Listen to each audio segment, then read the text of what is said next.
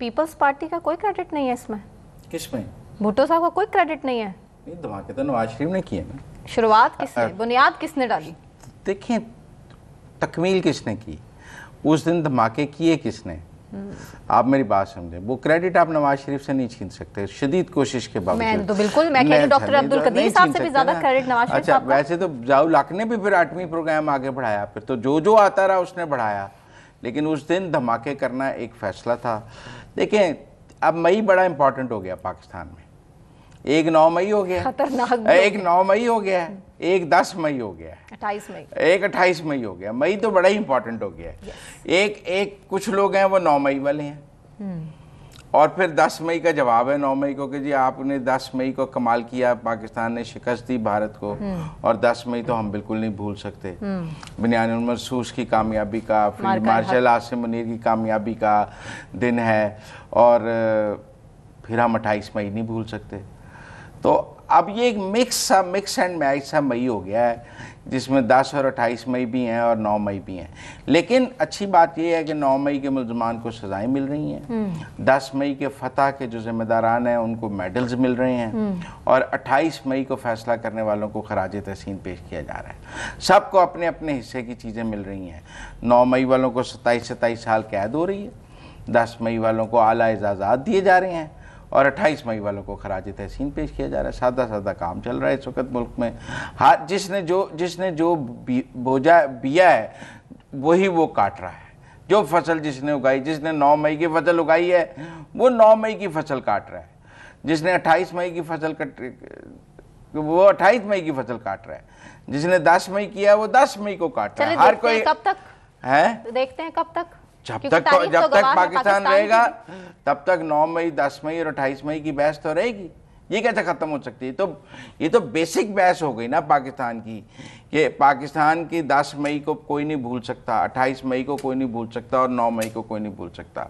9 मई के मुल्ज़िम को कैफरे किरदार तक पहुँचना चाहिए, 10 मई को पाकिस्तान का दिफा करने वालों को आला इजाज़ात मिलने चाहिए, 28 मई को धमाके करने वालों को खराज तहसीन पेश करनी चाहिए। इस पर किसी को क्या एतराज़ हो सकता है? वज़ीर आला पंजाब भी काफ़ी खुश हैं, 9 मई के जो केसेस का फैसला सामने आ चुका है, कारकुनान को जो की गिरफ्तारी भी हो रही है, उनके खिलाफ मुकदमात की समाअत भी हो चुकी है, फैसले आखिर तक पहुंच रहे हैं। इस हवाले से क्या कह रही है मरियम नवाज साहिबा, सबसे पहले सुन लेते हैं जी।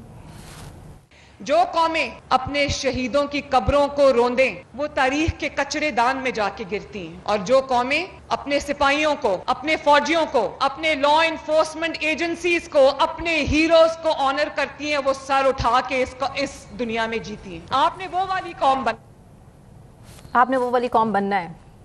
नहीं तो कौम समझ रही है क्यों शहीदों की कब्रों की बेहरमती की गई, क्यों शहीदों की यादगारों को जाके तोड़ा गया, वो जिनको निशाने हैदर मिले हुए थे उनके मुजस्समों को पकड़ के, उनकी तस्वीरों को पकड़ के जमीनों तले क्यों रोंदा गया?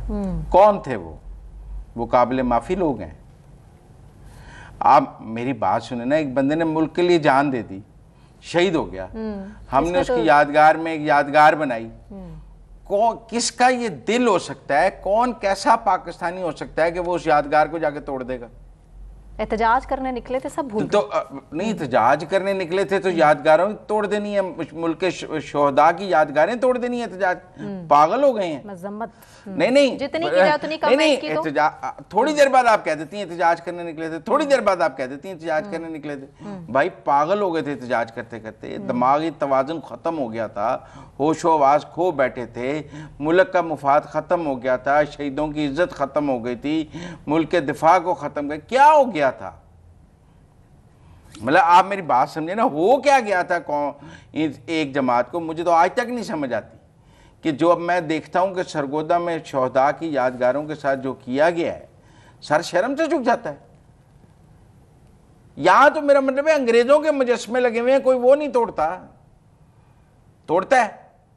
चलो जी, उनके मुजस्मे लगे हैं, वो चले गए हैं ना। किसी कुछ ने लाइब्रेरी बनाई है, उस लाइब्रेरी के बाहर उसका मुजस्मा लगा हुआ है, किसी ने कोई और बिल्डिंग बनाई है उसके बाहर। ये मेरा मतलब है, आप देख लें गुलाब देवी है सब था, गुलाब देवी का मुजस्मा लगा हुआ है, हमने तोड़ दिया। बहुत सारे अंग्रेजों ने, बहुत सारे हिंदुओं ने, बहुत सारे लोगों ने काम किए जो आज पाकिस्तान में अपनी जगह मौजूद हैं, हमने उनको तोड़ दिया है। आप शोहदा की यादगारें तोड़ने चले गए। तो फिर आपको कहा जाए आपने गलत किया तो आप आगे से कहती हैं एहतजाज करना तो हमारा हक है। ये पता नहीं हमारा हक है, पाकिस्तान के अवाम का हक है। सुप्रीम कोर्ट में कौन दाखिल हुआ था, कौन कौन सी सियासी जमात को कैसे कैसे डी चौक में इजाजत नहीं मिली एहतजाज की। जब एहतजाज करने लोग निकलते हैं उनको कंट्रोल करना बड़ा मुश्किल हो जाता है। ये बताऊं क्या है, एक आदमी ना कत्ल करते पकड़ा जाए, वो कहे फलां ने भी कत्ल किया था मैंने इसलिए कत्ल कर दिया। नहीं तो सिस्टम ऑब्वियसली ठीक नहीं है पाकिस्तान में। तो आपको पता है कि लोग एक दफा एहतजाज के नहीं, वो तो बिल्कुल जस्टिफाइड नहीं है, मजम्मत जितनी हो सके। आप कैसी जस्टिफिकेशन ढूंढती हैं? वो गलत हुआ था, उस पर सजाएं मिली, उसको कहा गया दोबारा नहीं होना चाहिए वैसे, तो आप उसको 9 मई से जस्टिफाई करने के लिए उसको बतौर दलील इस्तेमाल करेंगे? नहीं, मैं सिर्फ इस चीज का कंपैरिजन कर रही हूं कि पाकिस्तान में आवाम को एहतजाज करने निकल के बड़ा मुश्किल होता है कंट्रोल करना। ये तो आपके कमजोर और झूठे मौक़िफ़ के सियासी जमातें एहतजाज नहीं करती, सर कारकुनान मुश्तिल नहीं होते हैं। मैं एग्री करता हूं, लेकिन इन मुकामात पर जाकर नहीं होता। मैंने आपको कहा तारीख में पहली दफा हुआ है, मैंने आपको कहा जो कि अब नहीं होगा। नहीं, पाकिस्तान में ना लोगों को सड़कों पर कोड़े भी मारे गए हैं आमरियत में। ऐसा है तो वो ठीक है, वो जस्टिफाई करते हैं। नहीं, उन्होंने जाके कंटोनमेंट्स को आग लगा दी, हमारे सहाफियों को मारे गए। वो जर्नलिज्म आज भी कर रहे हैं हमारे साथ, तो ठीक हुआ है? गलत हुआ।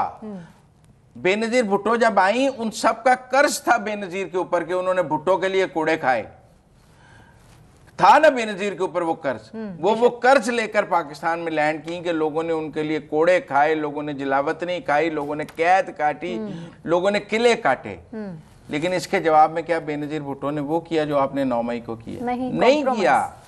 नवाज शरीफ के लिए लोग यहाँ पर जेलों में चले गए, लोगों जवेद हाशमी ने लंबी कैद काटी और लोगों ने कैद काटी, बुरा हाल रहा। नून लीग तोड़ दी गई, खत्म कर दी गई, वैनिश कर दी गई, 16 जमातों पर रह गई, तोड़ के काफ लीग बना दी गई, लेकिन खत्म नहीं हो सकी। लेकिन नहीं, पर वो जब वापस आए तो उन्होंने कंटोनमेंट पे हमला कर दिया।